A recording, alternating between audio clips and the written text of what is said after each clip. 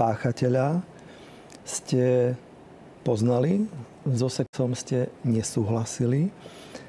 Povedali ste to, keď sa tá vec stala, povedali ste to niekomu, alebo naopak ste to tajili a nepovedali ste to vôbec nikomu?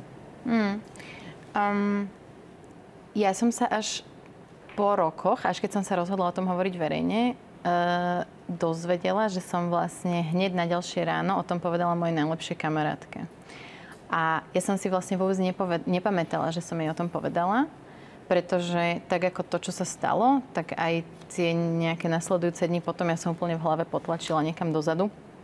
A v podstate roky som o tom nehovorila, alebo ak nejakým spôsobom prišla téma týmto smerom, tak som tak veľmi ako keby nekonkrétne hovorila o tom, pretože ja sama som to nevedela pomenovať, že čo sa vlastne stalo a vedela som, že sa stalo niečo proti mojej vôli, ale ja by som to nedokázala v tej dobe pomenovať, že znásilnenie.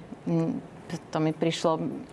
Ja som mala pocit, že v spoločnosti znásilnenie sa berie, že žena ide po ulici a niekto ju násilím zatiahne do nejakej tmavej uličky a je to neznámy páchateľ, takže a ja som sa musela nejakým spôsobom dovzdelať v tej téme a vlastne až na terapiu psychológa som prvýkrát ako keby sa od neho dozvedela, že áno, som obeť znásilnenia, nie, nemôžem za to, nemám na tom podiel viny, páchateľ je páchateľ, obeť je obeť.